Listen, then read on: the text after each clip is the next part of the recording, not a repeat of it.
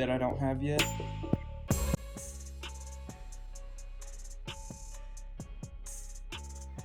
Ugh. Oh no. There we go. So make sure the grain is running crosswise. If you have a piece like this where it has no grain that's big enough for the whole bait, awesome. If you don't, just look for small grain.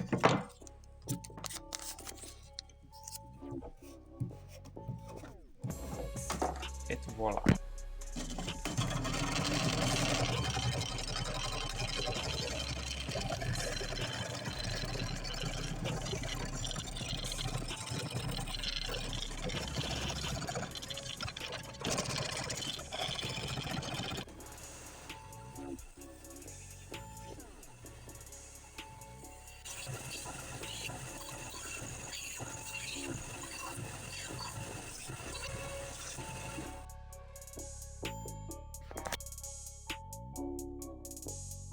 So, we got an outline of this bait, and now we're going to trim it down from the top profile. It's like a voice malfunction. Profile. Leave that top profile on. I'm going to sand it down to it. You can cut it down. It's just kind of a pain with the scroll saw because the blade goes up and down instead of all the way down like a bandsaw. So trying to get like this on the uneven surface is a mess.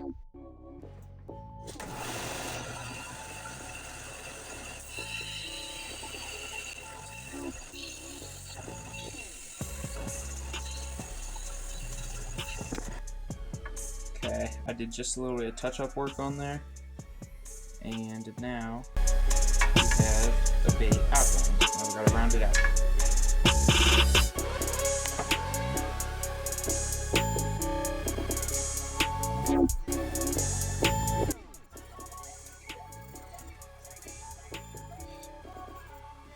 And you don't really have to measure this out, you can kind of just eyeball it, but yeah. Just do something like this.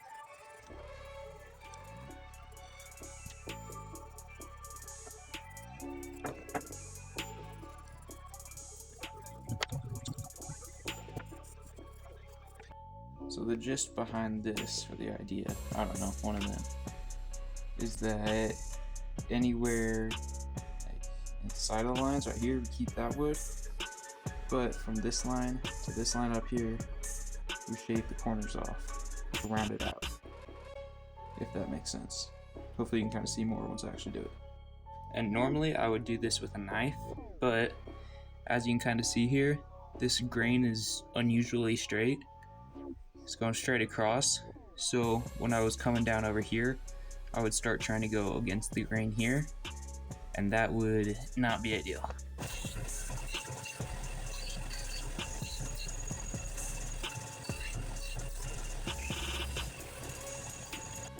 So hopefully you can kind of see where these lines were, and I just took away all the material around there, and now I'll smooth it out. It's the next day.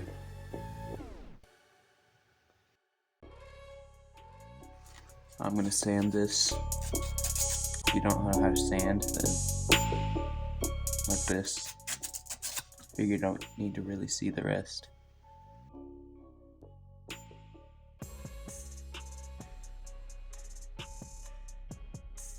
And the next step, we're gonna drill some holes. One hole here on the nose, one big hole here on the belly for lead, and the hook hanger. I'll show you how to put both.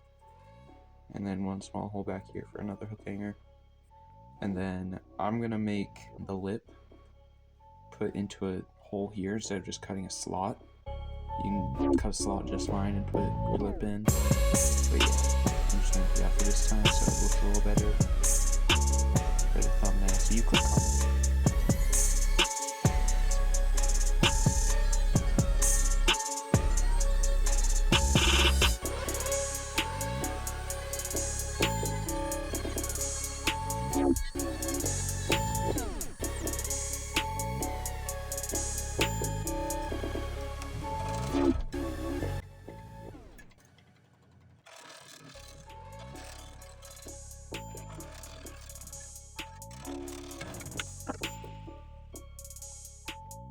One little thing I like to do take the lip here and scratch up the surface that it will actually be glued in by, to give the glue a little something to hold on to. I'm just going to use the Dremel to drill this. Preferably use the drill, but I can't find my drill right now. Oops, it's not plugged in.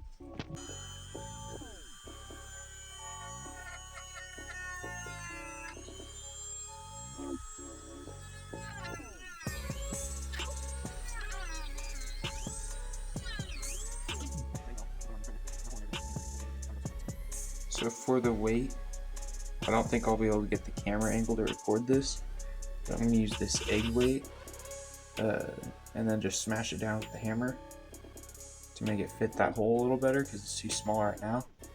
And then I'll put the hardware inside of that hole. Got that weight smashed down, piece of wire going through the middle, and it in the bait. So now I'm going to cover the whole thing up in baking soda and toss in super glue. And what that does, if you haven't seen it before, it basically forms a rock solid substance instantly.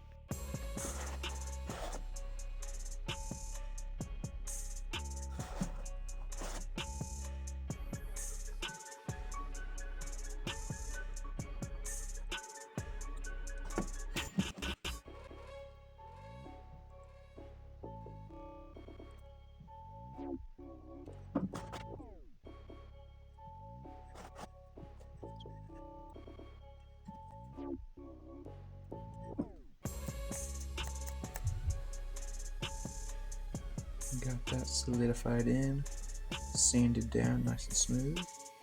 Now I'm going to put the line tie and the back hook hanger in.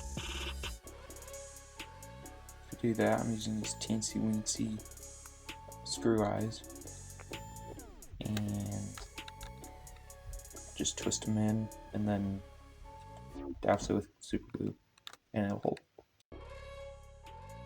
Now I'm just going to cover the whole thing with super glue because that'll seal the wood and stop it from rotting if water gets to it. And you can use either super glue, other glue, or an actual wood sealer, which obviously would work. Yeah, I'm just going to do this.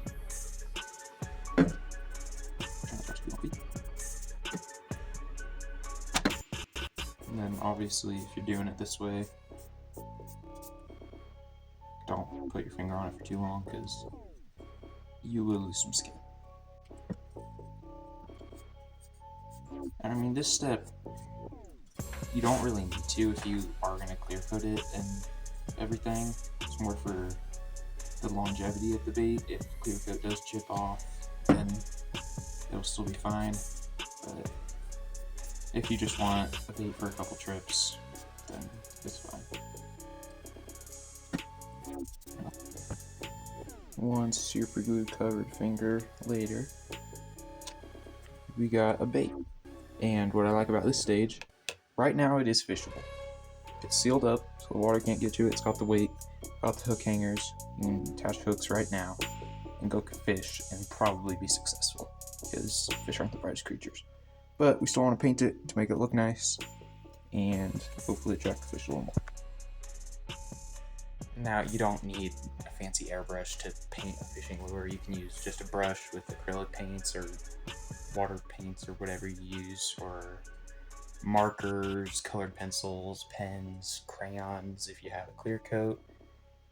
Just anything to put color on the bait. I'm just using the airbrush because I do have it already and I want it to look nice so that you click on this video. But hey, it did work. All jokes aside, just use whatever. And use the brush. Paint it however simple you want.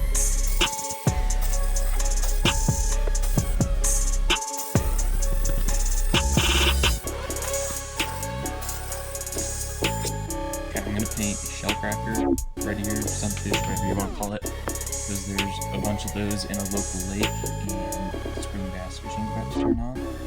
So I think I'm not much of a bass fisherman, I'll be honest, but I'm trying to be. But yeah, so that'll imitate those well, and if you're not familiar familiar, it's basically just a bluegill with a little different coloring. And yeah, they do have some really weird undertones that I'm gonna have to get, so it may look like I'm into some random rainbow fish, but it'll turn out well.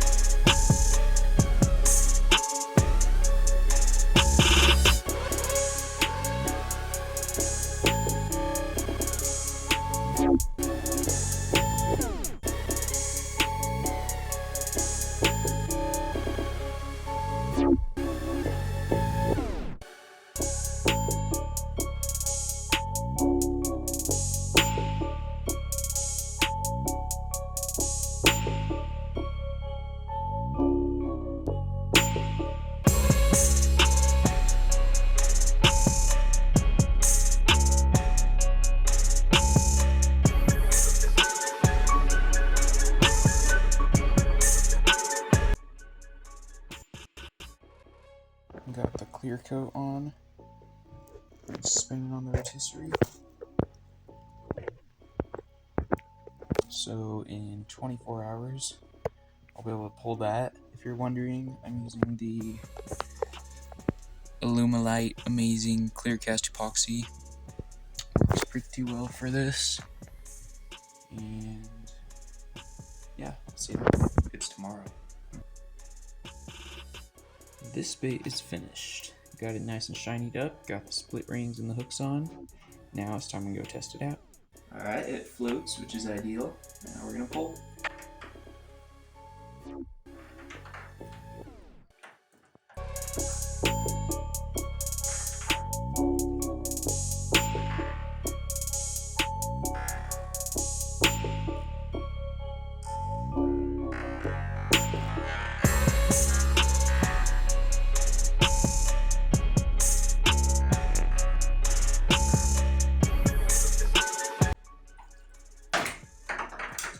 So as you can see, it has a very nice erratic action.